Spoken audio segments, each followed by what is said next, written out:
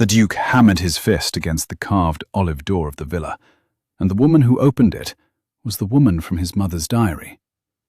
Henry Mordaunt, Duke of Thornecliff, had been on horseback for 36 hours between Naples and this cliffside village whose name he could not quite pronounce, and he knew that fatigue made a man see what he wished to see.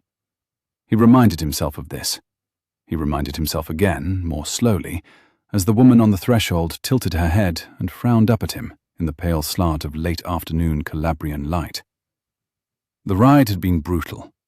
He had left Naples at dawn the previous day, in the grip of an irritation too specific to name. A solicitor's letter, a diary, a 6-week-old promise he had begun to regret keeping, and had ridden south along a coast that the guidebooks called picturesque, and the local posthouses referred to, with more realism, as hard. The road had dropped twice, twisted back on itself 5 times, gone briefly inland through a stand of ancient cork oaks, climbed a long, bare ridge where sheep moved away from the horses' hooves without changing the angle of their grazing, and descended at last, in the long, yellow afternoon of the second day, to a switchback that smelled of salt and olive and burnt thyme, and offered, at each corner, a new and unjustifiable view of the Ionian. He had not stopped except to water the horse. He had eaten bread at the saddle. He had not slept. He had reached, at about 4 in the afternoon, the village of Nin. He had mispronounced it 3 times and then given up, and had inquired of a child at the harbour for the villa of Signor Ruggieri, the Neapolitan-accented solicitor whose name was on the letter folded against his ribs.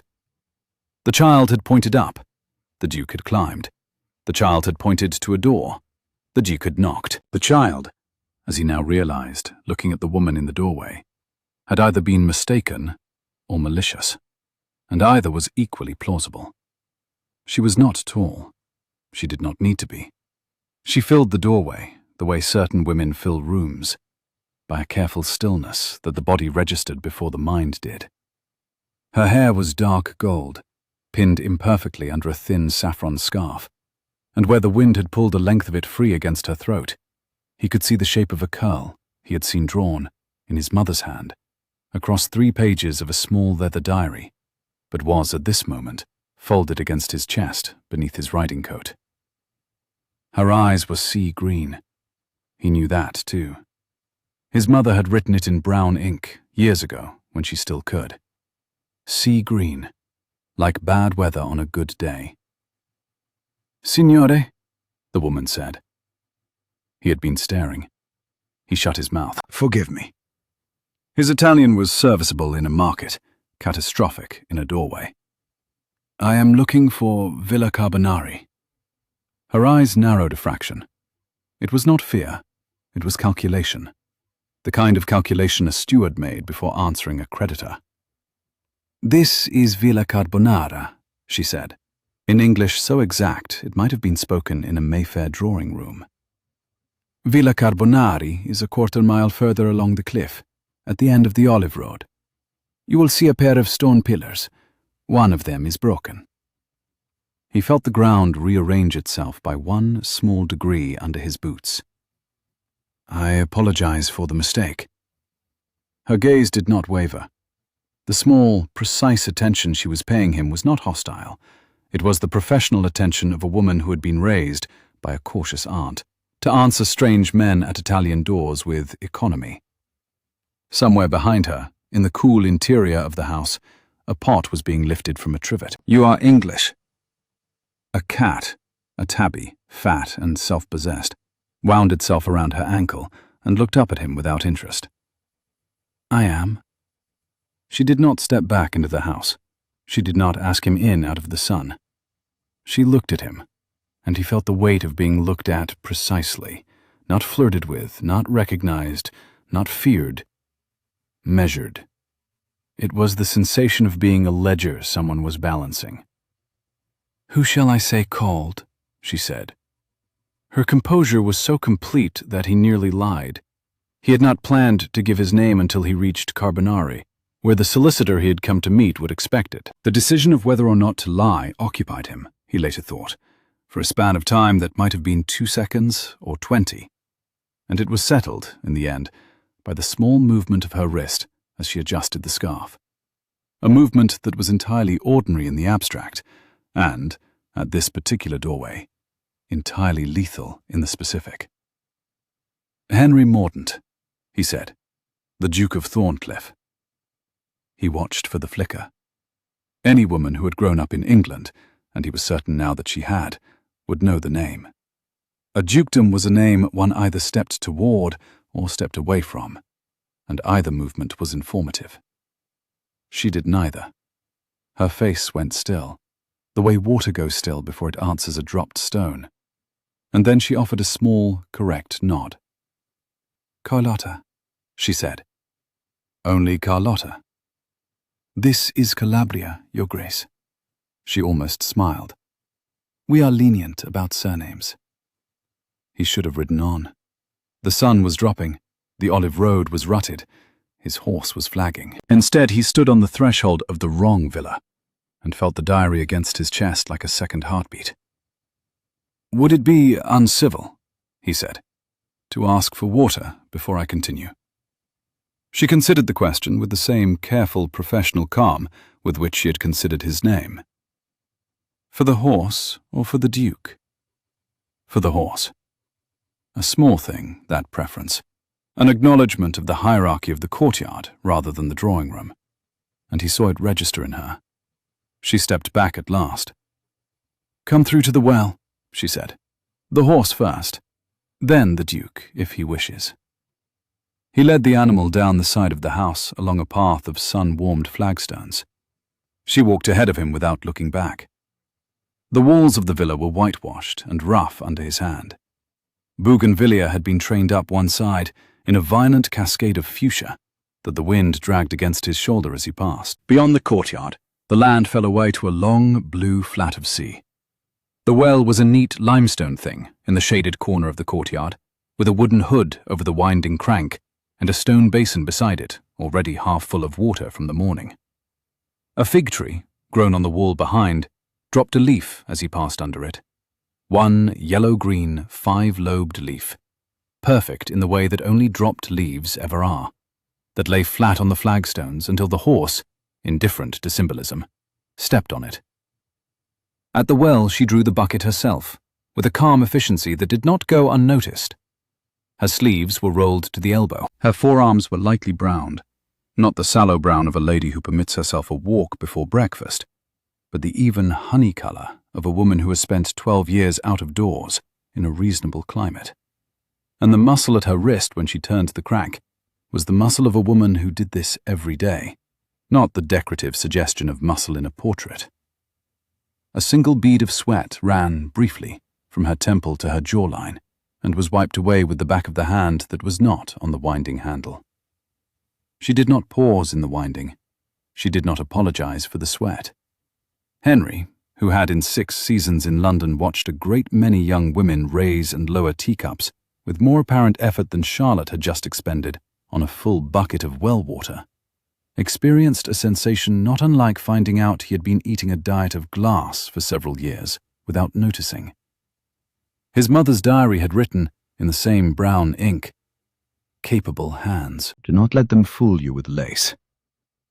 He took the bucket from her and set it before his horse. The animal drank greedily. The woman, Carlotta, watched the horse, not him. "Your Italian is poor," she said to the horse. The horse flicked an ear in what Henry took to be agreement.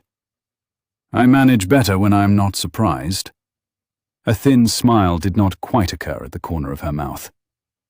"I did not think a duke surprised easily." He lifted the bucket from the basin. The handle was warm from her palm. "Neither did I," he said, before he could reconsider it. She looked up.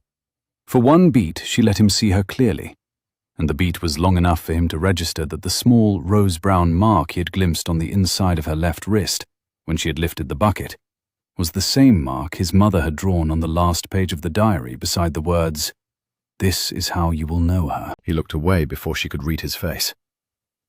"I should deliver you your carbonari," she said dryly. "Straight down the road. You cannot miss it unless you try." He straightened. He did not know in that moment what to do with his hands. "I have already tried and succeeded." She almost laughed. He heard the beginning of the sound and felt something settle wrong in his chest. The horse finished. He thanked her. He did not meet her eyes. He mounted, and as he turned the animal back onto the road, he said, without planning to, "If you are ever in need of an English friend on this coast, Carlotta, my name is known at the solicitor's office in Catrone." "I have no need of friends, Your Grace." He waited. The horse, having finished, lifted its head and shook a flyaway with a single ill-tempered swing of its mane. A small green lizard ran, flat and astonishingly fast, along the top of the courtyard wall, paused on a cornerstone, flared its throat in some private display of satisfaction, and vanished over the far side into the bougainvillea. Below, from the village, came the thin, two-note cry of a child calling a younger sibling in from the water. The afternoon had shifted, by some imperceptible degree, into the first edge of evening. Henry's shadow now reached almost to the well. Hers did not reach to him.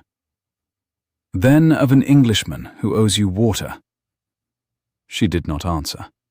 She turned back toward her courtyard with the unhurried, contained walk of a woman who had closed a great many doors on strange men, and had long since stopped investing emotion in the closing. At the top of the flagstone path, she paused once, without turning, and lifted her left hand, briefly, almost absently, to the saffron scarf at her throat, adjusting a fold the wind had disturbed. The gesture was small. It was also, to a man watching her from the back of a horse, entirely fatal. The inside of her wrist faced outward for the span of a single heartbeat, and the rose-brown mark caught the late light like an answer underlined. Henry rode the quarter-mile to the pillared villa of his actual appointment with the sensation of a man who had walked into the wrong room of his own life and heard the right conversation by accident. The olive road was rutted in the long, lean way of roads made for oxen, not carriages. The dust rose behind his horse in a pale copper plume. The sea, down and to his left, was the colour of a cooling forge, and in the offing, the shape of a lateen sail lay against the water so motionless that it might have been painted there. Two cicadas argued from opposite olives. Somewhere at his back, a goat complained at length. He was 27 years old. He was a duke. He had fought in a brief, inconclusive campaign on the continent at the age of 21, and had come home with a pale scar on his forearm that itched in hot weather, and a particular horror of shouting that he had never explained to anyone. He had attended to his affairs in London for 6 seasons, with the competence expected of him. He had never, in the whole of that thoroughly managed life, been looked at by a woman in the manner in which the woman at Villa Carbonara had just looked at him. Not as a suitor, not as an intruder, not as a stranger, but as a lock she had been assigned, against her will, to either pick or break. He did not wish to be broken. He also did not, as he turned his horse onto the road to Carbonari, wish to be picked. Not yet. Not until he understood which one of them was the door, and which one of them was the key. The solicitor at Villa Carbonari was a narrow, anxious man, with ink on his cuffs, and a room that smelled faintly of citron oil and the dried tang of old paper. A green glass carafe stood unused on the side table. A cat, tortoiseshell, slept in an open ledger. The solicitor spoke a clipped, precise English that had been acquired, he confessed halfway through the proceedings, during 3 years as a clerk in the office of a Hanover Square conveyancer when he was a young man. He was proud of it. He used it to tell Henry, with meticulous clarity, very little. Henry dispatched the business in an hour. There was a property his late mother had held on this coast through a Neapolitan agent, a house she had leased and not sold, for reasons no one had bothered to explain, and she had asked him, in her last coherent letter, to come in person to confirm its disposal. He signed 3 papers. He was given a key he did not want. The solicitor handed it over without ceremony, a long iron thing, blackened at the ring, warm from a desk drawer that had absorbed the afternoon sun. Henry weighed it in his palm. It weighed about what he would have expected. It also, in some manner he could not articulate, weighed a great deal more than that. He rode back down the olive road as the sun went low enough to turn the whitewashed villas rose gold, and he did not let himself look at Villa Carbonara as he passed. He could hear, from the courtyard, or he imagined he could hear, the soft metal scrape of a bucket being set back onto a flagstone. He did not turn his head. He rode past. His horse, who was an observant beast and had been with him since the campaign, flicked one ear back and then the other, as if to inquire whether his master had considered the matter thoroughly. Henry did not acknowledge the question. At the inn in the fishing village below, he stabled the horse, washed his face at a basin the innkeeper's son had filled with cold spring water, and climbed the narrow stair to the narrow room. The whitewashed walls held the last residual warmth of the day. A single cross-backed chair stood by the window. A rush mat covered the tile. The sheets on the bed were coarse and clean. He sat at the table and, by the flame of one thin candle stuck in its own drippings, took out the diary. It was a small, brown thing, half the size of a prayer book. His mother had given it to him 6 weeks before the end, and she had made him promise he would not open it until he reached Calabria. She had been ill and sentimental. He had not known what to do with her request. He had carried it, untouched, for 8 years. Only when the Neapolitan letter had arrived 2 months ago, and the solicitor's name had surfaced, a property she had concealed from him for a lifetime, had he understood that the diary and the errand were one thing. He had read it for the first time in Naples 3 nights ago. He had not slept since. There were, in the diary's pages, not only the drawings he had half expected — his mother had been a gifted sketcher — but entries, in her clear, unclouded hand, dated from 1792 to 1794, and then again from 1808 to 1816. The early entries were those of a young countess writing about her closest friend. The friend was always referred to by a single letter, L. There were flashes of London, a box at Covent Garden, a dawn ride in the park, a ball where L. refused to weep even when the house turned on her. There was a darker passage that he had read 3 times and still could not fully decipher. I told my husband what he wished to hear. I let her be called what she was not. I did it because I was afraid. I have not written her name since, and will not write it now. But if I live long enough, I will find her daughter. Then 1808, her last coherent years, and the sketches. A child on a stool, 6 years old, grave-eyed, sea-green eyes, a tight, dark gold curl on her neck. Under the drawing, a single line. I saw her in the garden at Reggio. Her aunt did not know me. The child has her mother's jaw, and my cowardice paid in full. More drawings, the child growing. 1809, 1810, 1812. The last was from 1815. His mother was almost lost by then, her handwriting a thin crawl. And the subject of the drawing was a woman of perhaps 25, with her dark gold hair pinned imperfectly under a scarf, her eyes sea-green, her mouth set. Under it, find Charlotte Linwood, call her by her right name. Tell her her mother was Eleanor Fairfax. Tell her the fault was mine. Tell her I was afraid, but I was wrong. Do this before you inherit anything else. And on the last page, the rose-brown mark, sketched with a surgeon's accuracy against the pale of an inner wrist. Below it, this is how you will know her. He set the diary on the table.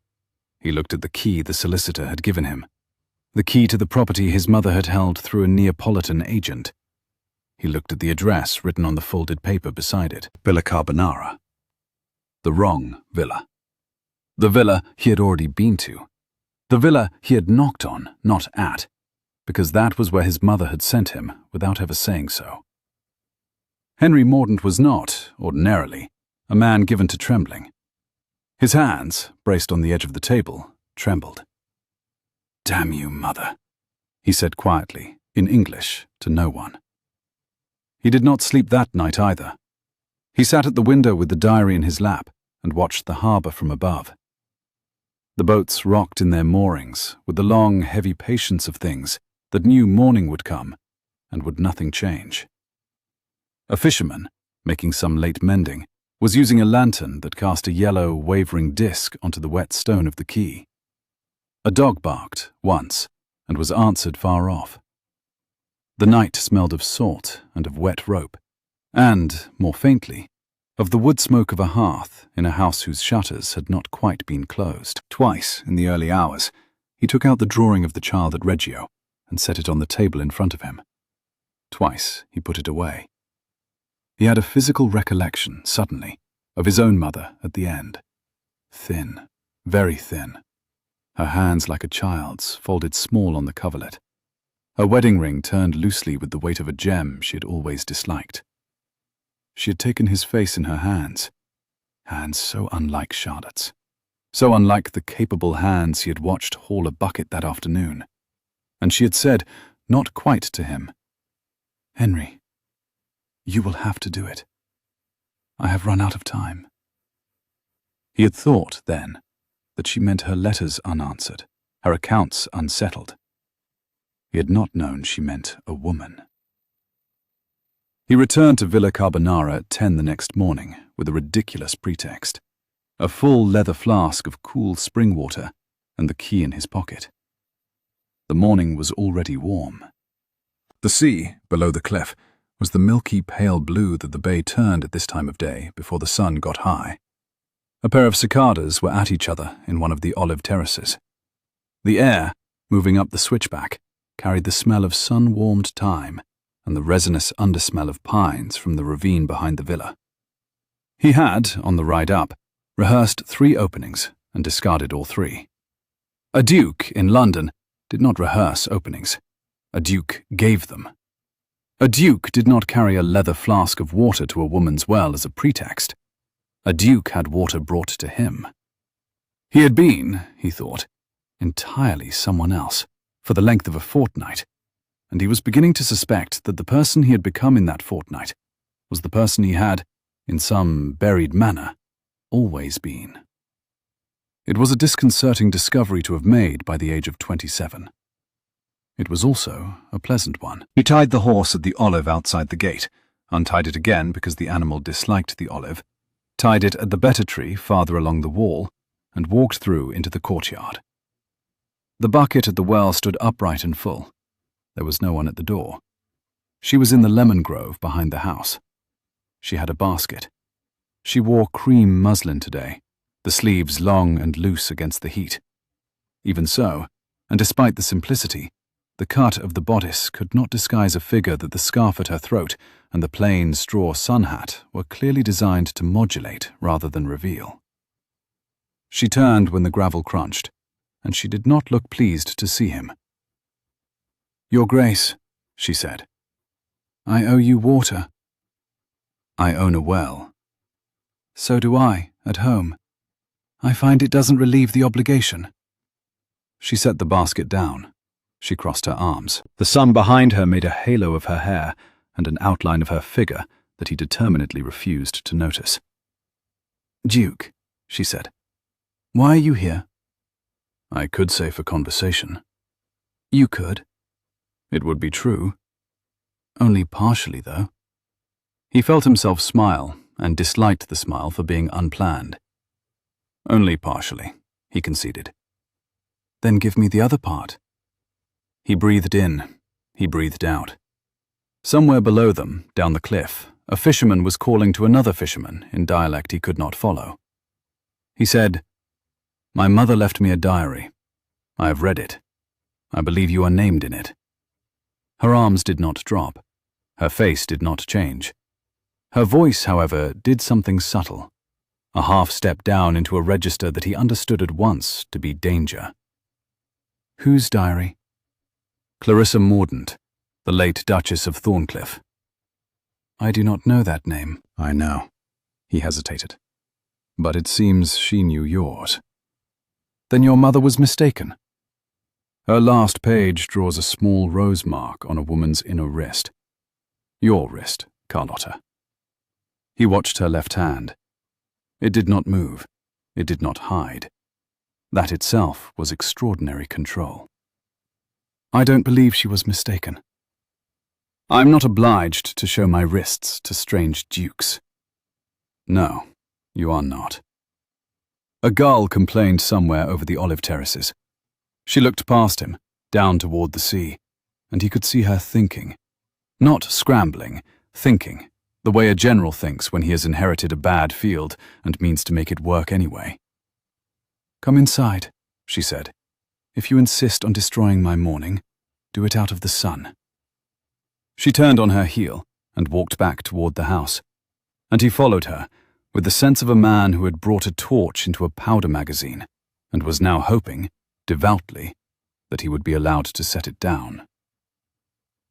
The interior of the villa was cool and severe. White walls, lime-washed, not plastered, that still held a faint residual coolness from the night.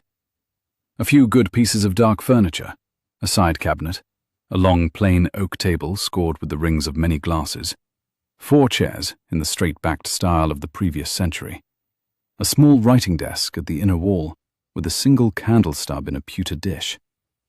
2 arched windows faced the sea. A broad, open doorway at the back let air through from the courtyard. The floor was pale terracotta tile, polished by the decades, until it had the soft sheen of an old coin. On a low shelf by the seaward window there were books. English books. He catalogued, in a glance, Burke on the French Revolution in 2 volumes, 3 novels of Maria Edgeworth, including the copy of Belinda that his own sister kept on her London bedside table, a pocket Pope, a Virgil in a battered school binding, a volume of Wordsworth so used that the spine had been repaired with linen thread, and, he almost smiled, a treatise on estate management by a Yorkshire author that he himself had read at 15 and remembered being irritated by. 2 botanical watercolours, unsigned but plainly by the same hand, hung on the far wall. A careful study of a lemon bough in blossom, and an even more careful study of a wild fennel in fruit. Beneath the lemon bough watercolour, on a plain pine side table, stood a simple reed basket, a pair of good leather gardening gloves folded inside it, and a small pair of pruning shears as clean and well kept as a surgeon's instrument. She had, plainly, a life here. He had not, until that moment, allowed himself to register how completely and decently she had built it. She set the basket of lemons on the table with a small thump. "Sit, Your Grace." He sat. She did not. She stood across from him with her palms flat on the table, and in that position, shoulders level, chin up, the sunlit muslin at her forearms. She looked exactly like the drawing his mother had made of her at 19, except that she was nearer 30, and she was angry. "My name is Charlotte Linwood," she said. It was not a confession. It was a transaction. He recognized it because he had been raised on transactions. "My mother's was Eleanor Linwood," she continued. "I never met her. I lost her when I was a year old. I was raised by my aunt in Reggio until my aunt was gone also, when I was 18. And I have lived here, on a small annuity left me by my aunt, since then. I am not pursued. I am not wanted by the magistrate. I am not a runaway wife. I am not a fugitive anything. I am a woman who has made her own peace on this coast, and I do not require visitation from English dukes carrying the diaries of their departed mothers. Do I make myself clear?" "Crystal." "Then explain yourself in 3 sentences and leave." "My mother's diary names your mother by a different surname," he said. "It says your mother was Eleanor Fairfax. It says my mother did her a grave wrong and has sent me to mend it. And I inherited from her, 6 weeks before the end, the key to a villa on this coast that she held through a Neapolitan agent. And that villa is this one." He set the key on the table. Charlotte Linwood looked at the key. She did not pick it up. She sat down. The room was very quiet. The wind moved a shutter. In the bougainvillea outside, a bee found a flower. "What was the wrong?" she said. "I do not know the whole of it." "Tell me the part you do know." He took the diary out of his coat, and set it on the table between them. He opened it to the drawing of the child at the garden in Reggio. He turned it so that she could see. She made a sound he did not quite identify, half a breath, half a word. Her hand did not reach for the page. "This is me," she said. "Yes." "I was 6. "Yes." "I do not remember any English lady in that garden." "She wrote that your aunt did not know her." Charlotte's eyes went from the drawing to him. "What kind of woman watches another woman's child from the next terrace, draws her portrait, and then lets her go?" "The kind," he said, "who believed she had no right to claim her." "And yet claimed her on her deathbed." "And yet," he agreed quietly. Charlotte rose. She crossed to the window. She stood with one hand braced against the wooden frame, and the rose-brown mark at the inside of her wrist was visible now to him, where it had not been before. She did not hide it. "Your Grace," she said at last, without turning around. "Will you give me a day?" "Yes." "Come back tomorrow at this hour. Bring the diary. I will have questions." "Yes." "And Henry," she said, using his name for the first time, and he felt the syllables land somewhere he had not guarded. "Please do not expect me to be grateful." He left her the key. He did not pick it up again. At the door he paused and looked back, but she was still at the window with her hand against the frame, and he could not see her face. He rode back to the fishing village slowly. He stabled his horse in the cool stone shade of the inn's outbuilding, checked the shoeing with more care than was warranted, left a coin for the boy who had watered the animal, and walked down to the harbour. The heat of the day was dropping in steps. The cobbles at the wharf still held it. The air above the water had already begun to cool. He took off his coat, rolled his sleeves above the elbow, and stood for a long while watching the water.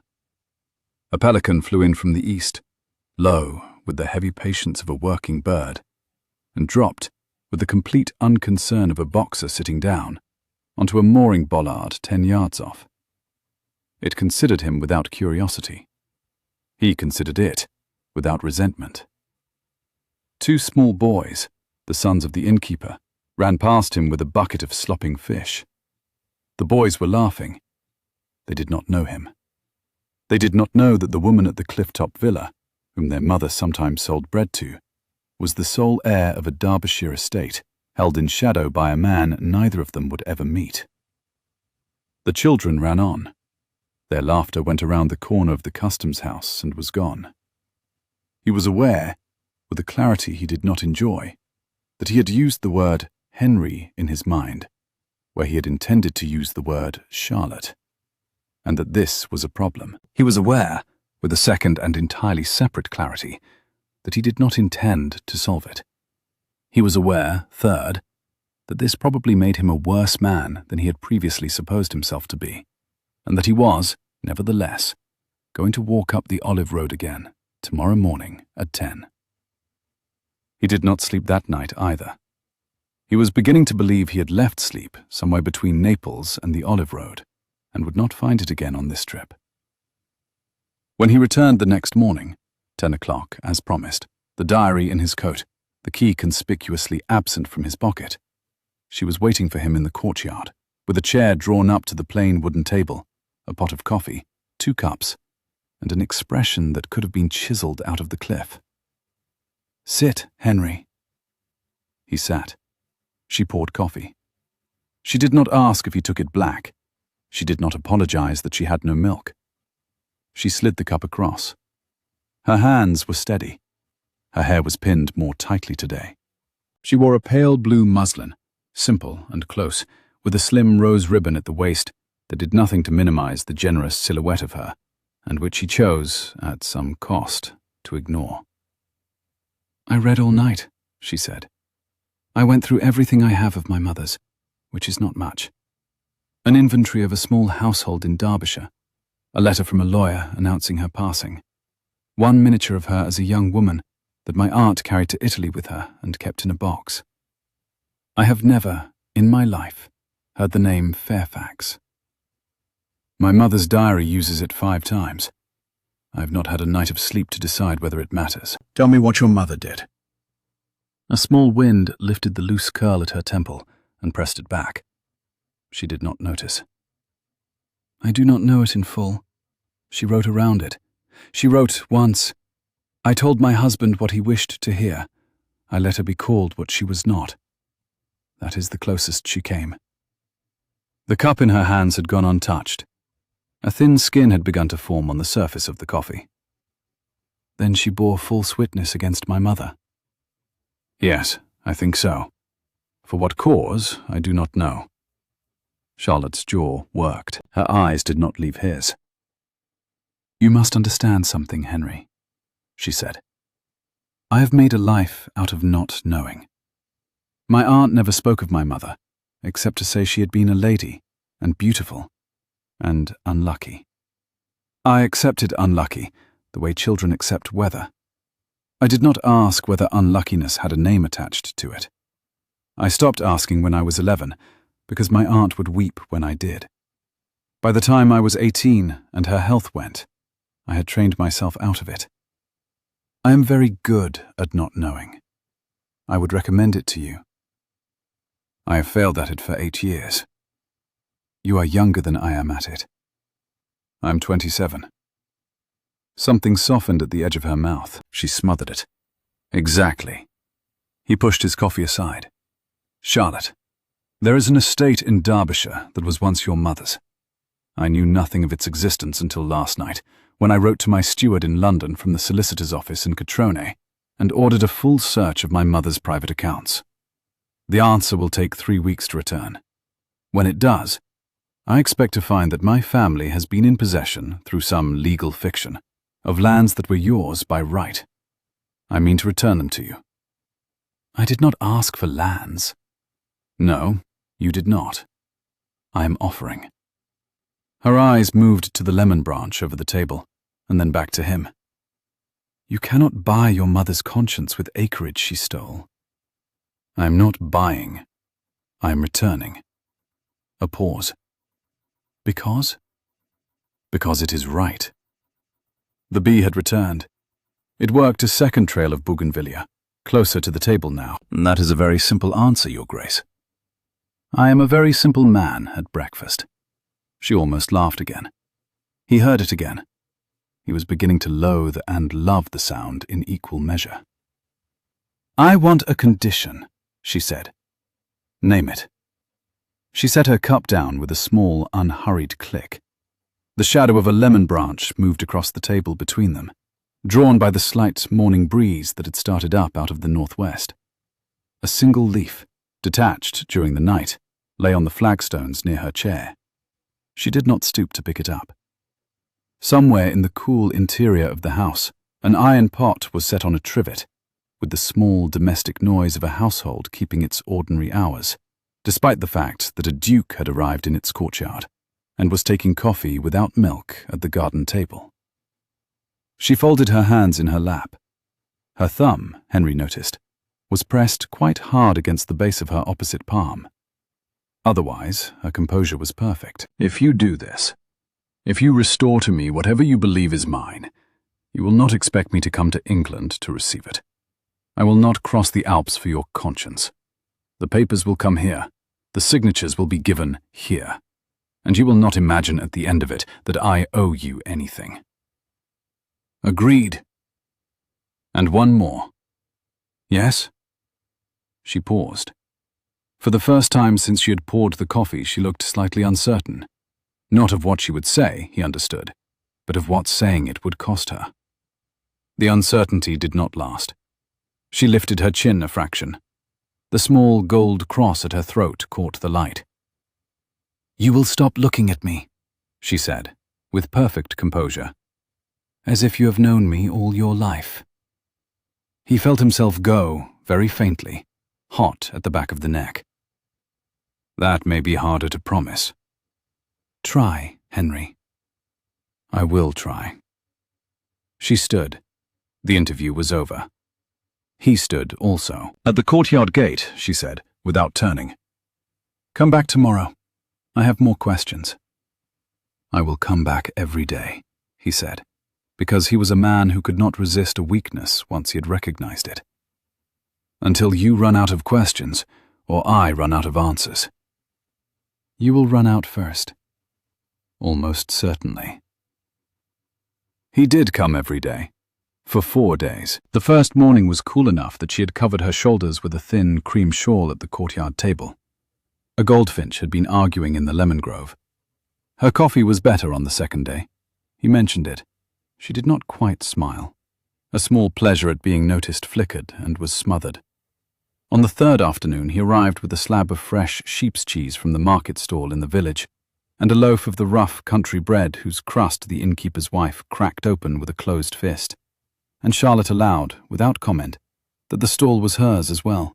She had been buying from the same woman for 10 years. She set the bread on the table. She set out 2 plain glasses, a glazed earthenware jug of the local wine, and 3 small plates the colour of a ripe fig. She did not take off her shawl. He learned, across those 4 afternoons, a set of small things that could not be found in a diary. That she pinned her hair imperfectly because she had never been taught by a lady's maid, and had long since declined to care. That she spoke 4 languages: English, Italian, tolerable French, the island dialect of her fishermen neighbours, and was embarrassed by none of them. That she read slowly, with a finger, when the light was failing, and with a sharp, upright attention when it was not. That the simple gold cross at her throat had been her aunt's, and that she had, once, at 12, lost it in a rock pool and waited after it for an hour, in February, because her aunt was failing, and she could not come up from the shore without it. She told him this last, in a voice that did not invite sympathy. She told it, he realized afterward, as a species of warning. There are things I will do for the small number of people I consent to love. Do not mistake me for a woman who requires rescue. They sat at the courtyard table when the sun was kind, or on the low stone wall that overlooked the sea when it was not, or, once, when a sudden summer storm drove them inside, at the long plain table in the cool, severe room, with the rain hissing at the shutters and the bougainvillea slapping the wall. The storm came up from the south in under 20 minutes. The air went the colour of beaten lead. The sea, which had been blue, went the colour of hammered steel. The fishermen ran for the harbour with the lean, urgent economy of men who had been reading this sea since they were 6. And as the first wall of rain hit the villa's whitewash, Charlotte rose, closed the shutters one at a time with a steady hand, and lit 2 candles without apology for the indoor gloom. Then she sat across from him again, with her palms flat on the wood, and her hair coming down along her neck in the damp air, and said, "Well, read." He read. The rain drummed. A candle guttered once in a draught from the ill-fitting frame, and steadied. Somewhere, in some other room of the house he had never seen, a shutter banged itself closed on its own, and, after a moment, banged itself closed again. They talked about his mother's early years, the pieces he could reconstruct from letters he had never before paid attention to. They talked about Eleanor Linwood, who had apparently been called Eleanor Fairfax before a marriage, and whose husband's name, when Henry pieced it together from his mother's entries, had been a name he did not recognize, and whose scandal, whatever it had been attributed to her alone. "Mother writes here, in 1793, he read aloud on the second day, that Elle was driven from a dinner party at Lady Stanhope's, that a letter was produced, that Elle did not defend herself because to defend herself would have named another woman, that she sailed for Italy with her aunt because her aunt was the only relation who would have her, and never returned." "Her aunt was my aunt," Charlotte said quietly. "My aunt was her sister. Yes, I know that piece." "Did you know she had been driven out?" "I knew she had been unlucky. I did not know her unluckiness had a drawing room with a name." He closed the diary. "The name it had," he said, "was my mother's." Charlotte's mouth tightened. Her hand, the left one, the one with the rose mark, rested flat on the table between them. She did not withdraw it. He did not touch it. Neither of them looked at it. "Go on," she said. He went on. The rain came and went. He read her sections. She asked sharp, cold, beautifully constructed questions. She did not weep. She did not soften.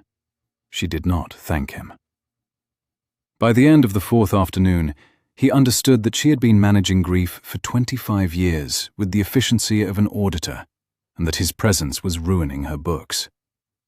On the fifth day, the first day she did not ask a single question about his mother, a gentleman arrived in the village. Henry saw him first. He was coming out of the inn at midday, and the gentleman was coming in, and there is a certain species of Englishman abroad that announces itself from 40 paces, the cut of his coat too precise for the climate, the ivory-headed stick held without leaning, the servant trailing behind with a pair of pale leather gloves that his master was not wearing, because his master preferred to air his rings. The gentleman looked up at Henry and smiled. "Your Grace! What an astonishment!" Lord Milfield. Milfield had not changed in the 8 years since Henry had last been obliged to share a room with him at a London club. He had perhaps grown a little heavier at the jaw. The coat, cut in Bond Street and aged in a climate it had not been cut for, hung on him with the oddly prosperous looseness of a man whose vanity had, at 60, decided to allow itself a short indulgence. His grey eyes were precisely the eyes Henry's mother's diary had once, in a margin, described.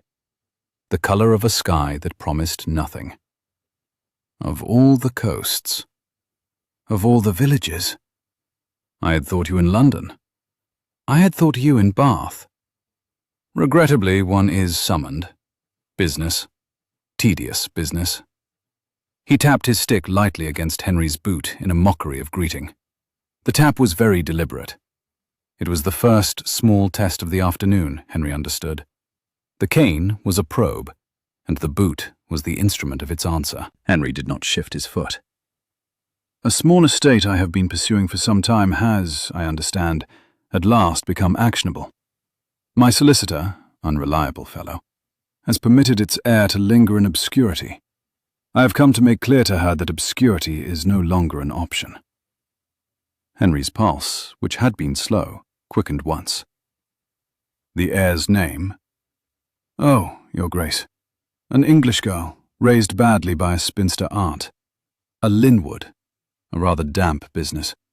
She will, I expect, be persuadable." Henry did not reply at once. He permitted himself, in that instant, a very specific and very civilized form of violence. He imagined, precisely, the angle at which Lord Milfield's jaw would yield if met by his closed right fist. He imagined it in the detail of a man who boxed regularly and well, and then he imagined putting the image away in a locked drawer for later use. "Lord Milfield," he said, "may I have the pleasure of calling on you at the inn this evening to discuss the matter?" "I had hoped you would." "Until 6. "Until 6, Your Grace." Henry walked past him and out into the glare of the harbour, and by the time the sun hit his face, he had already mounted his horse and was riding, hard, up the olive road. Charlotte was at the well. She set down the bucket when she saw him coming, and she saw, he watched her see it, that something had changed. Her back straightened. Her chin came up a degree. "What?" she said. "An English gentleman has arrived in the village. He has come specifically for you. He is not a friend." "Name?" "Lord Milfield." She went white, very briefly. She did not fall. She did not stagger. She went white beneath the sun-brown at her cheeks for perhaps 2 seconds. And then she put a hand flat on the stone rim of the well and said, "How much does he know?" A bee worked the bougainvillea at the corner of the courtyard wall, and made the only sound between them for the span of several heartbeats. The sky above the villa had begun its midday pale, the kind of pale that turned the Ionian from blue to a thin, beaten silver by noon, and the heat was beginning to stand upright in columns above the stone. Henry could see, very clearly, a small green gecko arrested halfway up the far wall, its head tilted in the posture of a creature that had decided the humans in the courtyard were neither food nor threat, and would, accordingly, conserve its attention. A single lemon at the edge of the grove was overripe, and the scent of it rose faintly each time the wind turned. He says an estate has become actionable, and the heir is persuadable. Which estate? I do not know the specific property, but your mother's name, your mother's right name, is in play. How would it come into play now, after 25 years? My letter to London. He spoke levelly, knowing this was the worst of it. The search I ordered through my steward. If anyone is watching my correspondence, if anyone has been waiting for it, that search would have moved the pieces. You. She closed her eyes. She opened them. She did not raise her voice. You asked a London solicitor to look into a property that had been sleeping for a generation, and someone who has been sleeping beside it for the same generation has woken up. It appears so. And he is here. She did not raise her voice. He is at the inn. A long pause. And he is not a friend. Henry met her eyes. He is, in my estimation, the man who brought your mother down. Silence. The bee, the gull, the distant sea. Henry, she said, and he heard, under the steel, the first fracture of the careful woman she had trained herself to be. You were supposed to give me lands, not enemies. I will fix it. You will not fix it. I will try. You will go to the inn tonight and fail at it, and then he will come here, and when he comes here, I will— She stopped. She laughed, briefly, and not kindly. I will what, Henry? Speak Italian at him? Sell him lemons? You will tell me before he comes, Henry said. Everything you know, even the fragments, because tonight at 6, I will be sitting across a table from him, and I will need every weapon in the house. She looked at him. A slow, exact look that he felt travel the length of his spine.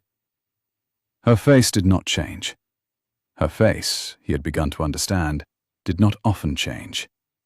Her composure was a habit acquired in a childhood that had not permitted tantrums or drama, and she had set the habit like a mason sets a keystone. But her eyes, for a half-second, went from sea green to something darker, the color of weed under a breaking wave, and then the composure returned.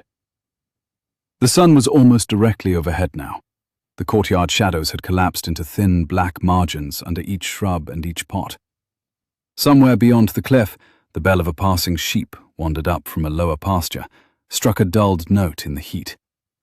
A hen in the neighbour's yard announced, for the 3rd time that morning, a circumstance that the listener could not determine.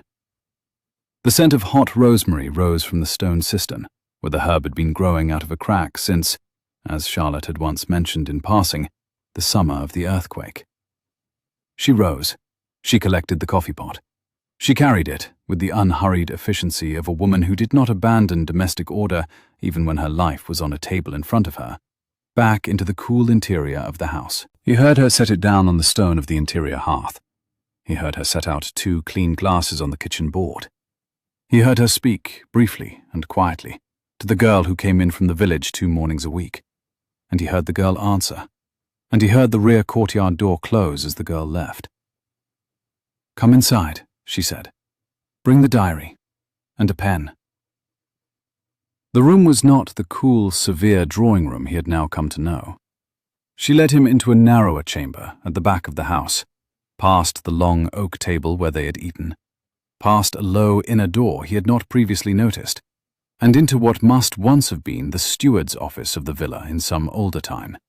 A rectangular, whitewashed space with a single high window, a large writing table built into the wall, 2 ink-stained wooden stools, and a bookshelf of ledgers so old the leather spines had begun to furl at the corners like autumn leaves. A shaft of sun came through the high window at an angle that made the polished walnut of the desk the exact color of a good dark honey.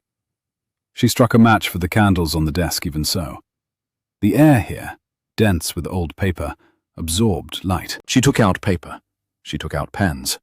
She took out, from a drawer, a tiny octavo Bible whose fly-leaves had been used, in a hand he did not know, to keep a record of births and marriages. She set the Bible between them. She did not say, "This is what I have." Henry, who had been shown the muniment rooms of 4 great houses and the private cabinets of 3 older statesmen, recognized the gesture for what it was: a woman taking inventory of her weapons. They worked for 3 hours. She gave him names she had never said aloud: her aunt's maiden name, the Derbyshire parish, a midwife's name half remembered from a child's overheard kitchen conversation, a phrase about "that terrible winter when we came down" that she had carried since she was 8. He gave her the pieces from the diary: dates, Mayfair addresses, a marriage registry his mother had obliquely referenced, the name of a long-departed servant who had witnessed something.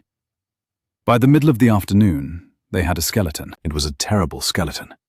It suggested that Charlotte's mother, Eleanor Fairfax, had been married, briefly and quietly, to a gentleman of substantial means who had been lost within the first year.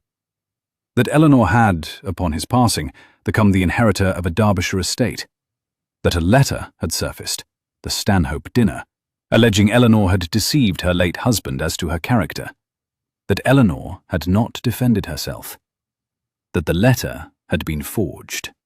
That the forger's name, according to Henry's mother's entries, was a man who had proposed to Eleanor and been refused, and who had thereafter married into the Mordaunt family through a cousin, bringing him close enough to the late Duchess that she, a young married woman, had been prevailed upon to confirm a falsehood he had constructed. "Lord Millfield," Charlotte said, not as a question. "Lord Millfield. And he has pursued the estate since. Through cousins, through shell trusts, through a Neapolitan agent who was, until 6 weeks ago, also my mother's. Yes. And my mother never defended herself because to do so would have named your mother as a liar. Yes." She pressed her thumb flat against the edge of the Bible. Her knuckles went white for one moment, and then loosened again. "And your mother never defended my mother, because she was a young bride, afraid of her husband." Yes. A long pause. She closed her eyes. She opened them. "And your mother, on her deathbed, told you—" "Fix it." Charlotte put her hand over her face for 1 second. It was the closest she had come to weeping in 5 days. When she took her hand away, her eyes were perfectly dry, and she said, "Henry, if you go to the inn tonight, and you accuse that man across a public table of a forgery he committed before you were born, he will destroy you, socially, in London, by Michaelmas. I am aware. You have a dukedom. I am aware of that also. Do not spend it on me." "I am not spending it," he said. "I am using it." She looked at him for a long moment. The storm of the previous night had left the air washed and high. Through the open door, he could see the bougainvillea, shocked violet against the white of the wall, and the sea beyond. The exact blue he had once been told, at the age of 9, was called cerulean. "Henry," she said, quietly. "Yes." "Do not let him come here." "I will not." "Promise." "I promise." He arrived at the inn at 6. The private parlour of an Italian fishing village inn is, at root, a room that the innkeeper's wife gives up under protest. Low-beamed, whitewashed, with a small square window facing the cobbles, and a fireplace now used as a display shelf for plaster figurines. Tonight, a linen cloth had been thrown over the deal table. 2 tall candles stood lit. A thin young waiter, the son of the innkeeper, with his shirt cuffs turned once and his hair slicked down with what appeared to be lamp oil, hovered at the sideboard, wholly unsure what to do with himself. The shutters had been drawn half-closed against the evening sun, and the light fell in long amber bars across the wood. Lord Millfield had taken the chair facing the door. He had arranged a decanter of wine, which even in Calabria was evidently of a quality the innkeeper had not known he possessed, within precise arm's reach. He had set his ivory-headed stick against the wall behind him. He had removed only one of his rings, which lay on the linen beside his plate, for reasons known perhaps only to him. He rose when Henry entered, with the practiced, faintly theatrical politeness of a man accustomed to the leverage of being, himself, the older man in any room. A politeness that expected, and invited, precision in return. "Your Grace." "Lord Millfield." "A glass?" "Please." They sat. They drank a first, empty toast to the coast, the climate, the inconvenience of travel. They agreed that Naples was a pestilence. They agreed that Rome was overrun. They did not mention, in the first 15 minutes, why either of them was in Calabria. Then Millfield set down his glass. "You will, I trust, permit me a small indelicacy." "If you consider it necessary." "I believe it saves time." He smiled, and the smile was the smile of a man who had been, in his youth, considered handsome, and who had not quite abandoned the habit. "I understand, from certain recent communications in London, that you have taken an interest in a Derbyshire property that has been, for many years, under the management of my cousins through a Neapolitan agent. I am, as you will understand, obliged to inquire." "You are welcome to inquire." "What is your interest?" "My mother's." Millfield's smile did not falter. It tightened, perhaps, at the corners. "Your mother has been some years gone, Your Grace." 8. "And her papers?" "Are in my possession." "I see." "Do you?" Henry said. "Lord Millfield." A silence. The shutters creaked against the evening breeze. Somewhere out in the street, a boy called for his mother in a dialect neither man spoke.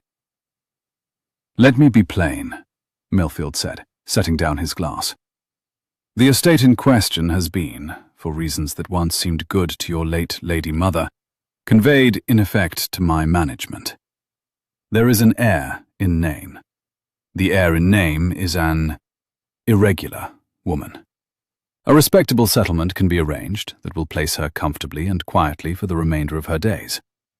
In exchange for her signature on certain papers, she will receive a competence, a degree of privacy, and my assurance that her mother's difficult history will remain off the public record." "Her mother's history is already off the public record," Henry said, "because you put it there, in 1793. Millfield did not move. His hand remained, quite still, on the foot of his wineglass. "I beg your pardon?" "You need not. I am returning it." Henry reached into his coat and placed his mother's diary on the table between them. He did not open it. He did not need to. "My mother writes, in her own hand, in entries dated from 1792 to 1794, that she was induced, by you, to corroborate a forged letter alleging impropriety against Eleanor Fairfax, that she signed a statement she knew to be false, that she did it because she was 22 years old and afraid of her husband, that she regretted it for every one of the subsequent 34 years of her life, that she has, on her deathbed, instructed her son, that is, me, to restore to Eleanor's daughter the estate that was taken from her, and to expose, should it prove necessary, the manner in which it was taken." Millfield's hand, still on the foot of the glass, had gone very white at the knuckles. His face had not changed. "That diary," he said softly, "could not be sustained in court." "Perhaps not. It does not need to be." "And yet you speak of exposure." "I speak of society," Henry said, "which does not require a court." "Your Grace," Millfield smiled. "You are young." Henry did not answer at once. "I am 27. Millfield smiled again, with a patience he had evidently rehearsed for many years. "Exactly so. At your age, I too believed in society. Let me offer you what society will demonstrate within a fortnight of your returning to London. First, That no gentleman in his right mind will accuse another gentleman of a forgery committed in 1793 on the evidence of the private diary of a woman who spent her last 5 years, as we both know, out of her wits. Second, that your dukedom will do you no good if the woman at the center of the accusation is a Calabrian recluse of irregular origin, whose continued liberty depends on the discretion of the English-speaking community on this coast. Third, that my friendship in this matter, which I am still, remarkably, prepared to extend, is the only currency that will purchase her that liberty for the rest of her life. Withhold it, and I will withhold it back. I am a patient man. She is not a young woman. I can wait. Henry listened. He permitted Millfield to finish. The candle nearest him had worked its way down to the level where the flame began to gutter against the pool of its own wax. Henry did not reach to trim it. The ivory-headed stick against the wall had slipped, in the course of the speech, perhaps an inch along the plaster. The thin young waiter in the corner, with exquisite misjudgment of the room, was pretending not to listen, while listening entirely. Henry took his time.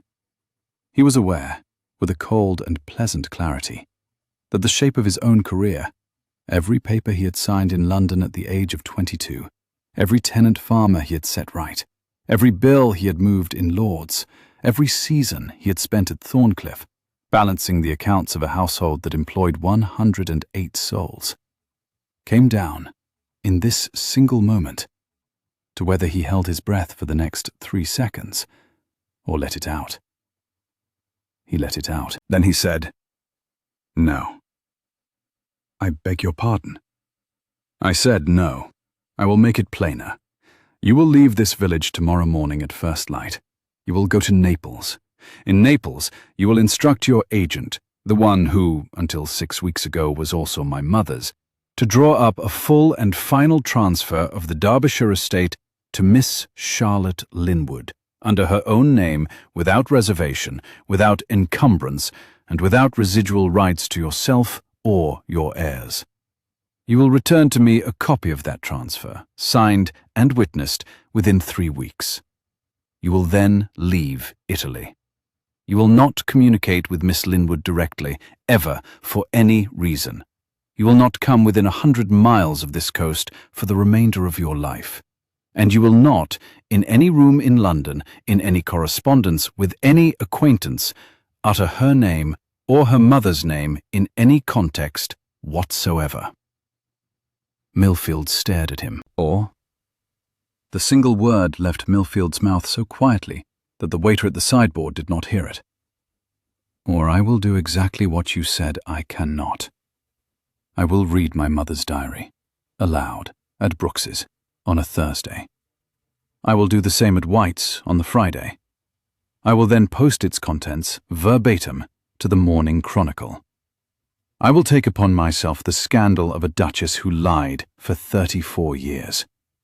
I will not pretend my own name will survive it unbloodied. And I will watch, with a certain grim pleasure, as yours is emptied into the gutter on top of mine. You will end your days a poor and friendless man, Lord Millfield. You will be entirely forgotten within a 12-month of being cut.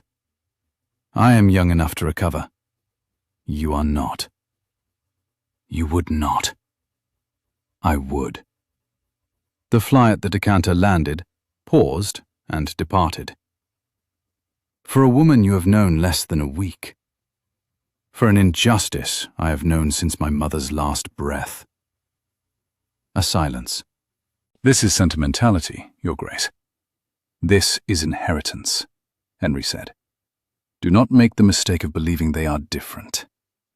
He rose. He collected the diary. He walked to the door of the private parlour.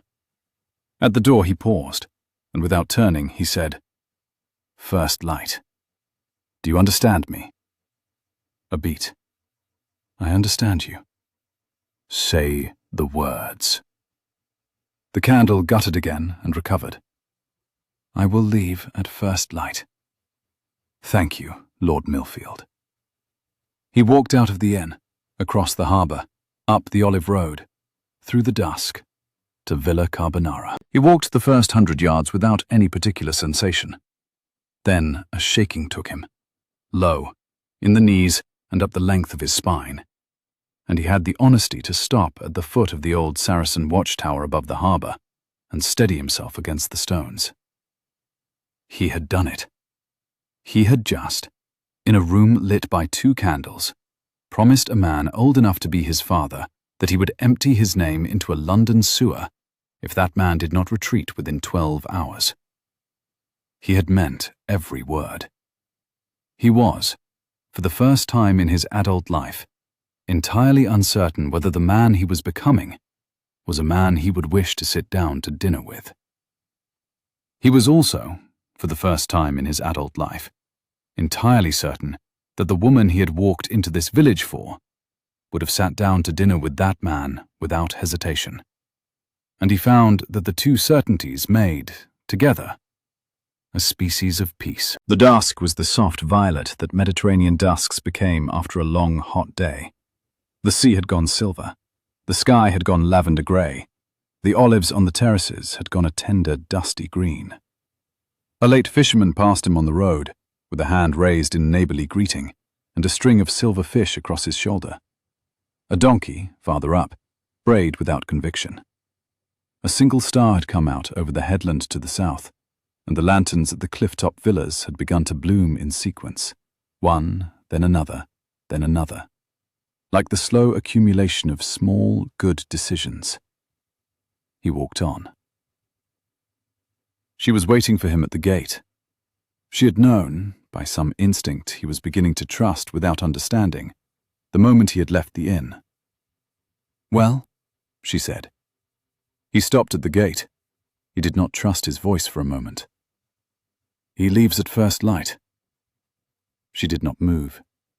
Her face, in the lantern light, had gone very pale at the cheekbones. What did it cost? He thought, for one long breath, of White's and Brooks's, and the Morning Chronicle, and his grandmother's drawing room at Kensington, and the particular manner in which London withdrew its invitations. "I am not sure yet." She looked at him. The lantern above the gate caught her eyes. Sea green. He had stopped pretending not to notice, and the rose ribbon at her waist lifted slightly in the sea wind. "Come inside," she said. He came inside.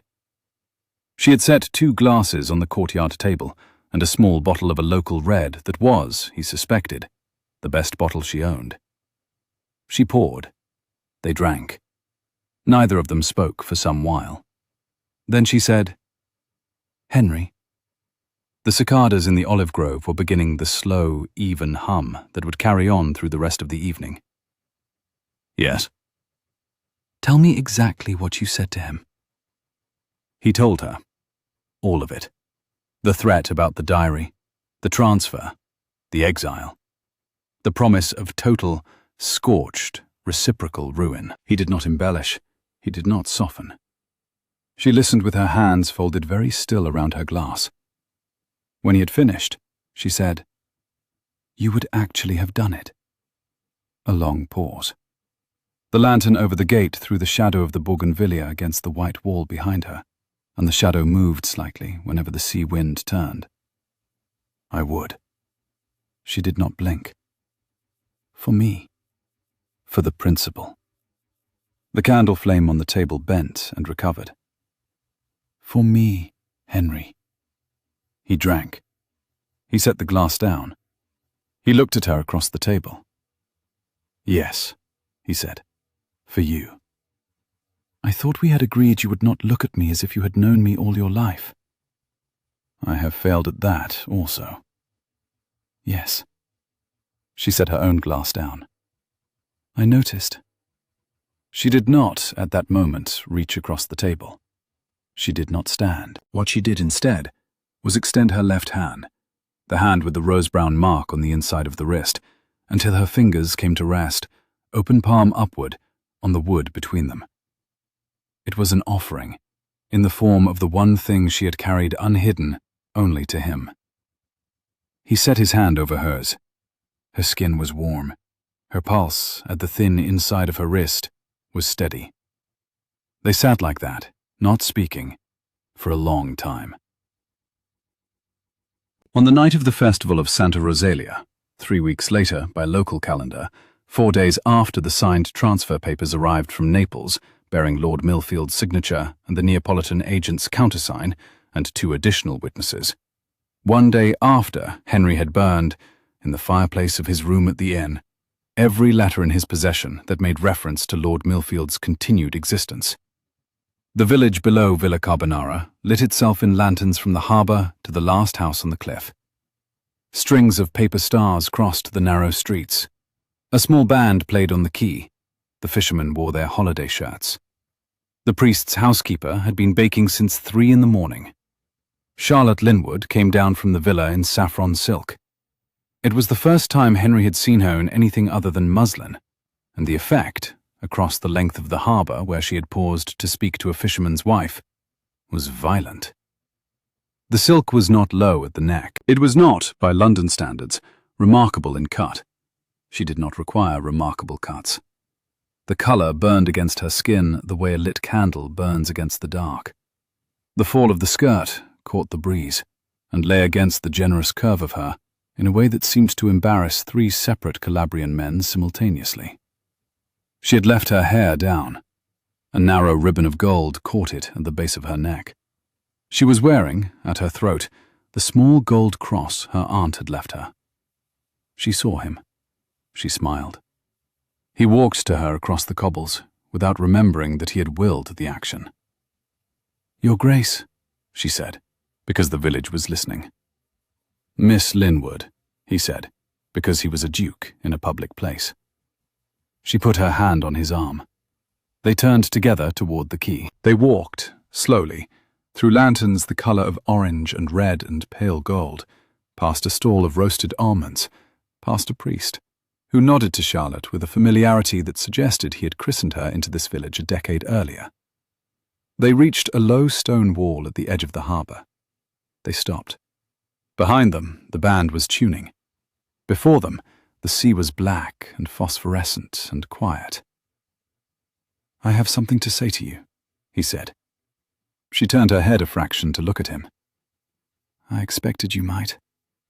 The surf, below them, lifted a small wave against the stones of the mole.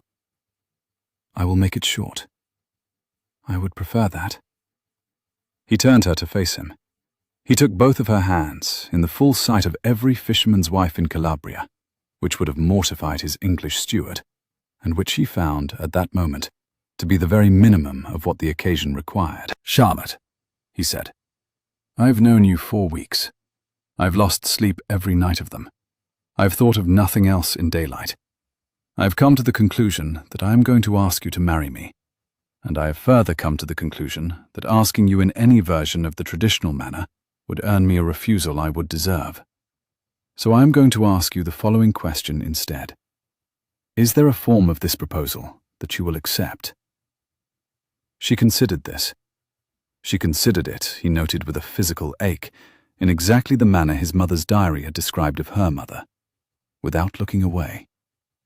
A fisherman's boy, 12 yards off, lit the wick of the next lantern in the harbour string, and the sudden small gold of it climbed the side of her face and illuminated the exact green of her eyes. The fisherman's boy moved on to the next lantern.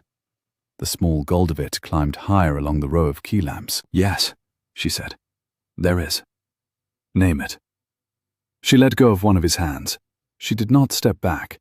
She turned, rather, so that they were standing shoulder to shoulder, both facing the black and quiet sea, the way 2 people preparing for a long walk together arranged themselves before setting out. The harbour had tipped into its full evening. The lanterns along the stone wall stretched in a broken line from the customs house to the last pair of mooring bollards at the far mole, and each one made a small warm pool of orange on the water beneath it. The moon, 3 nights past full, had come up over the headland to the east and was laying a broken road of silver across the sea. And at the edge of that road, a fishing boat, its sail down and its oars stowed, lay at anchor with a single lantern at its bow that answered, faint and low, the festival lanterns of the quay. Inside the arc of the harbour, the water was almost still. Outside, where the swell ran in from the open Ionian, it broke against the mole with the patient, unhurried respiration that had kept, he understood, the nights of this woman's life in order for as long as she had been here. She drew a slow breath. Henry felt it rather than saw it, the small adjustment of her ribcage against the shared shoulder of the shared direction they were now facing.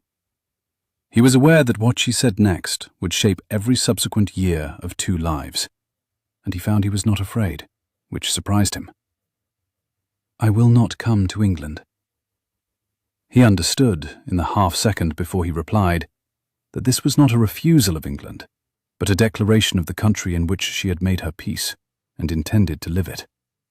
He did not bargain. Agreed. The wind moved her hair against her cheek. She did not lift a hand to it. "I will not be announced at court." The thought of his grandmother's response to this clause, in a drawing-room at Kensington, gave him a species of dark pleasure he chose not to disclose. Agreed. A fisherman, further along the wall, lifted a lantern from its hook and carried it to a boat with the slow care of a man who had been lighting the same lantern for a great many years. "I will not wear the Thornecliff jewels." He permitted himself a small laugh.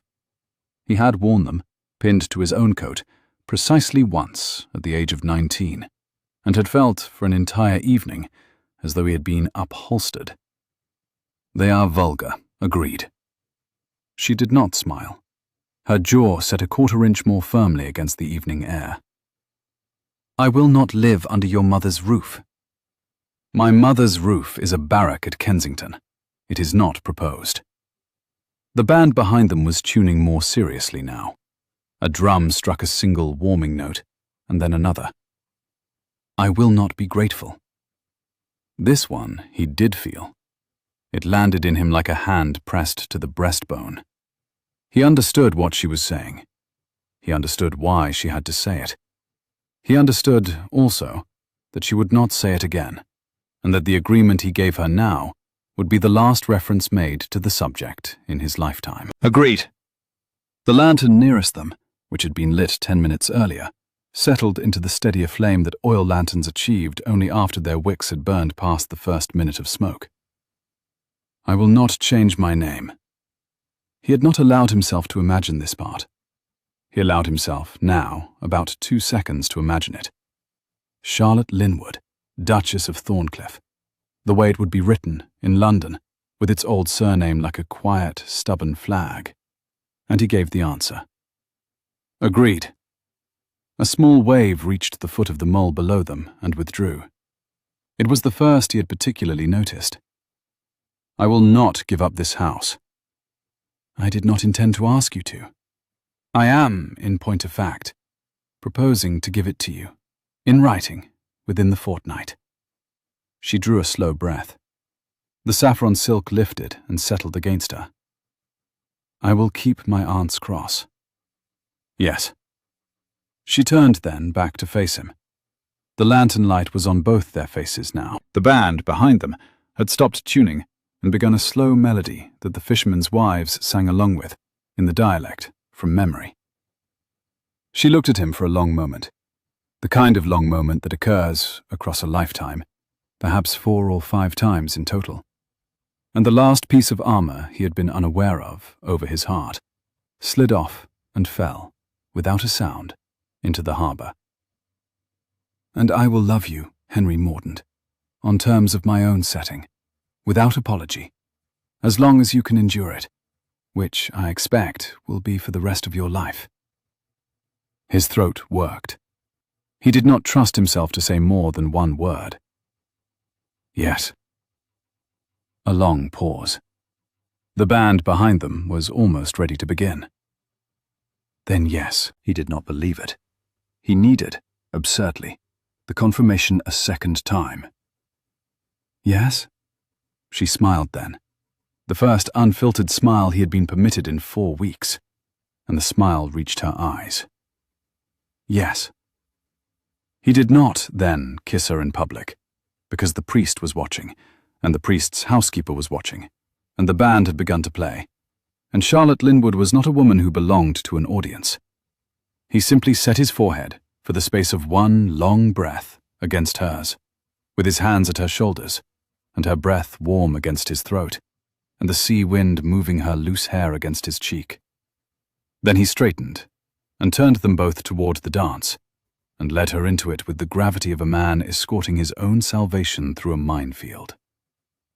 It was, as far as the village was concerned, a perfectly respectable engagement. The band struck up a tarantella. An old man with one good eye and a mandolin set the rhythm on the beat before anyone was ready for him, and the young men of the harbour, who had been watching Charlotte all their lives as an untouchable Englishwoman of the cliff-top, watched now a duke lead her into the dance with the correct degree of ceremony and not 1 degree more, and understood at last that she had always been theirs to lose, that this newcomer had earned in 1 hour the standing her 12 years in the village had given him the courtesy to possess. They closed around the pair of them with the generous shelter that coastal villages extend to a couple they have decided to protect. Henry danced badly. Charlotte danced with the decorum of a woman who had been taught to dance by a great-aunt in Reggio, and had never, since, had cause to display the training in public. The priest's housekeeper watched them both with the particular hard, moist satisfaction of a woman who had privately decided to knit a baby's blanket some 6 days earlier, and could now begin without feeling she had gotten ahead of the facts. 2 children, hand in hand, attempted to imitate the steps at the edge of the crowd, and were scooped up by their mother in a single affectionate sweep. A basket of fried sardines, at the sardine stall, was offered gratis to the Duke and the English lady, and Charlotte, who had been a steady customer of that stall for most of a decade, accepted the gift with the exact degree of warmth that indicated she understood, to the last coin, how much the sardine seller could afford to give. They were married, quietly, at the small church above the olive grove on a morning in late September. The church was whitewashed, single-aisled, with one small Romanesque window high in the east wall that the morning sun came through in a precise slanted beam across the stone. The beam happened that morning to strike the altar at the place where the priest had set a single bowl of lemons for lack of any finer offering. The lemons glowed like small, coarse suns. 3 fat bees, convinced of Sabbath entitlement, worked them without hurry. A thrush sang, very distant, from the olive grove outside. The flagstones underfoot were cool, even as the day began to warm. The bride wore rose-pink silk that caught the morning light against her skin in a manner that embarrassed the priest, a fisherman's widow, and 2 passing goats. She had pinned her hair up herself, in a simple coil she could manage without a maid, and at her throat she wore the small gold cross she had once waded into a February shore to recover. The groom wore a dark indigo coat and a face so visibly stupid with happiness that the priest had to pause twice to keep from laughing. The bride's witnesses were the fisherman's wife from the harbour and the solicitor from Catrone, who had dressed for the occasion in a waistcoat of such intense striped yellow that the fisherman's wife spent half the ceremony trying not to look at him. The groom's witnesses were his own London steward, who had crossed the Alps to disapprove in person, had looked Charlotte in the eye for 30 seconds over a courtyard table in the first hour, had been disarmed inside 48 hours, and was now in the state of melted devotion that unremarkable Englishmen reserved for unassailable English women. And a fat tabby cat from the courtyard, who, with the authority of long tenure, had installed himself on the chair where the witness ought to have sat, and would not be moved without the waiver of dignity no one present was prepared to accept. The priest accommodated him. The cat accommodated the priest. The vows were exchanged in English for the bride's sake, in Latin for the priest's, and in Italian for the witnesses, which extended the ceremony by about 6 minutes, and gave the bride time, twice, to pause and look at the groom, and memorize his face exactly as it was at 27, with the sunbeam on the left side of it, and the bowl of lemons glowing behind his shoulder. She did not weep. She almost smiled. She did, at one point, place her left hand, the hand with the rose-brown mark, against the inside of his wrist, in a small, precise, answering gesture of her own. He closed his fingers around hers, and held them there through the remainder of the Latin. Outside, afterward, on the stone terrace where the church wall met the olive grove, the fisherman's wife cried for everyone. The solicitor delivered a toast in 3 languages that no one entirely followed, but which the bride accepted with a kiss on the cheek that the man would recall with pleasure for the rest of his life. The London steward, in a private exchange that Henry later learned of only second-hand, took Charlotte's hands and said, "Your Grace, I beg your pardon for every doubt." And Charlotte said, "You will call me Charlotte, in private, or I shall not forgive you." And the steward, who had not called anyone Charlotte in 30 years, said with entire sincerity, "Charlotte." The tabby cat assumed his rightful place in the ribboned basket that had held the rings, and declined to surrender it. There was no London ceremony. There was no announcement in the Gazette. There was, 3 weeks later, a discreet insertion in the Times of a short notice recording the marriage of Henry Mordaunt, 9th Duke of Thornecliff, to Miss Charlotte Linwood of Calabria, daughter of the late Mrs. Eleanor Linwood, formerly Fairfax, of Derbyshire. Lord Millfield, on reading the notice at his club 2 days after its publication, requested a glass of brandy and a private room. He did not leave the private room for some hours. The membership, observing this, drew such conclusions as pleased them. Within 3 months he had sold his townhouse, retired to a small estate in Lincolnshire that was inferior in every respect to the one he had once forced a widow into abandoning, and declined thereafter any invitation that required him to cross into the west of the county. In the 6 months that followed, they settled themselves into the unhurried rhythm of a coastal marriage. Henry wrote to London twice a week and received in return reports from his steward, which he read at the courtyard table with a small, pleased frown of concentration that Charlotte had come, slowly, to think of as belonging to her. He sent instructions. He refused invitations. He moved, through the small pocket of English society on the Calabrian coast, with the easy, competent quiet of a man who had decided, without fanfare, where his life was going to be conducted. He learned enough Italian, in 3 months, to argue politely with the fishmonger on the quay. He acquired, in 5, a modest reputation for fairness that brought 2 families from the next village up the cliff with a land boundary dispute they wished him to arbitrate. He arbitrated. The families accepted his judgment. He was pleased by this out of all proportion to its importance. Charlotte, for her part, added to her life only what she chose to add. She opened a second guest room for the occasional English traveller sent up from Naples by mutual friends. She kept her lemon grove. She kept her fisherman's wife. She kept her standing order at the bread stall. She accepted, without comment, the small weekly packet of letters that now arrived from a London steward addressed to Her Grace the Duchess of Thornecliff at Villa Carbonara, Calabria. And she read them, at the plain table, with the steady, unhurried attention she gave to every document that required a signature. She did not sign unless she agreed. She sometimes did not agree. Henry, learning this across the first fortnight, revised his own habit of consultation upward once, and then never again. She did not yet call him her husband in English, and the privacy of the courtyard at night, with the cicadas in full evening argument, and the sea a slow, inaudible hush beyond the wall, she sometimes called him by his Christian name, in a manner that he had never before heard any woman use his Christian name. And he learned to receive that sound with the quiet and entire gratitude of a man who understood that he was being, for the first time in his life, adequately named. 6 months later, in the cool interior of Villa Carbonara, at the long plain table with the candles lit early because the September evenings had begun to cool, Charlotte set down a letter she had been reading and said, "Henry." He was reading an estate ledger, one hand wrapped around a small glass of the local red. There is a proposal from the parish priest." He did not look up. He turned a page. "I am already married to you." A small pause. "Do not be impossible." "I can try." She tapped the letter lightly against the wood. "He wants a school, in the village, for the fishermen's daughters. The boys have a school, the girls do not. He asks if the English lady of Villa Carbonara might like to endow one. Henry looked at her over the edge of an estate ledger. The candlelight made a gold edge of her hair, and the rose mark at her wrist was visible where she had, years ago now, trained herself to stop hiding it.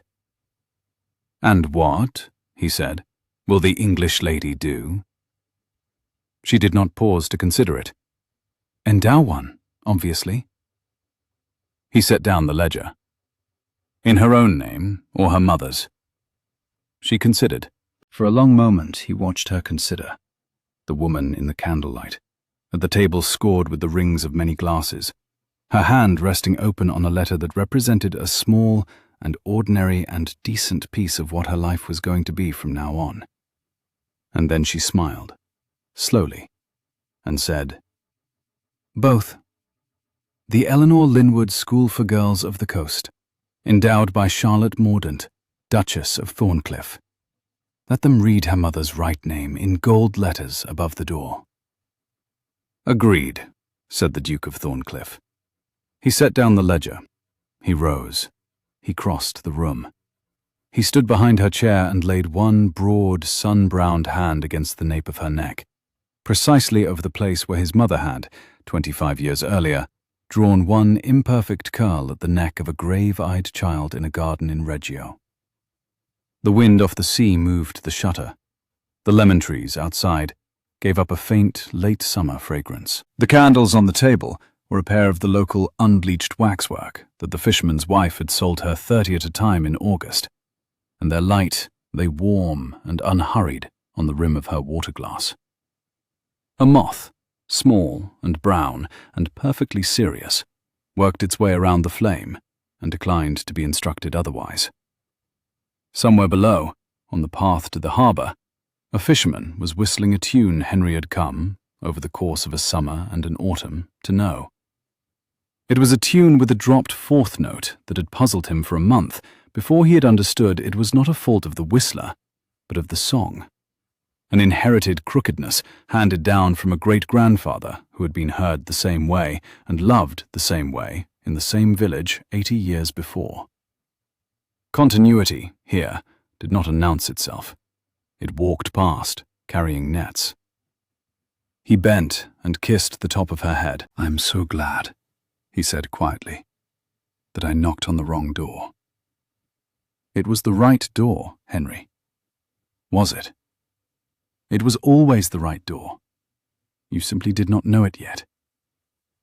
Outside, on the olive road, the lamps were being lit against the evening. Inside, a woman who had once been told her mother had been nobody sat in the lamplight with a letter on the table before her and the warm hand of a man at her neck, and allowed herself, in the clean silence of a house that had been hers long before the papers said so, the small and ordinary and altogether earned luxury of being entirely at home.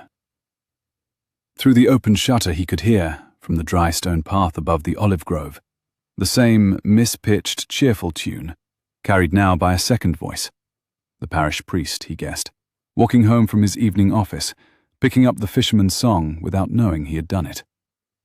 A lemon, overripe, detached itself from a branch in the back grove, and fell with a soft, unimportant thump into the warm dust. The tabby, on the corner of the courtyard wall, yawned itself into a loaf, and watched the harbour lamps continue to come on, one by one, the way a conscientious child said its prayers. He thought, for a moment, of the letter he had opened that morning, the one from his steward in Derbyshire, reporting that the first stones of a small addition to the existing village schoolhouse had been laid. The schoolhouse had been the school of the village for a generation. The addition would hold the new dormitory for the girls, whose parents could not spare them daily from the farms. The building would be completed by Easter. It would be, in the village's own speech, Mrs. Morton's new wing. A small bronze plate would be placed, eventually, above its door, recording in modest letters the name Eleanor Linwood. None of his most senior trustees in London, he was certain, would ever quite understand why the Duchess of Thornecliff had insisted on the spelling of that precise surname. The spelling, however, would be preserved. He watched the candle on the table beside her gutter recover, and burn steady. She closed her eyes for one long breath. Not from fatigue. He had come to know her tells, and this was the other one.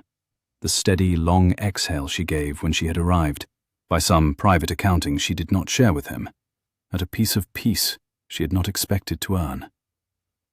She opened her eyes. She folded the priest's letter neatly in half, and she reached back without looking, and laid her hand over the broad, warm hand at her neck. He turned his palm up under hers. Their fingers threaded. "Come to bed, Henry," she said. He did not answer at once. The jasmine outside was giving off its last scent of the season.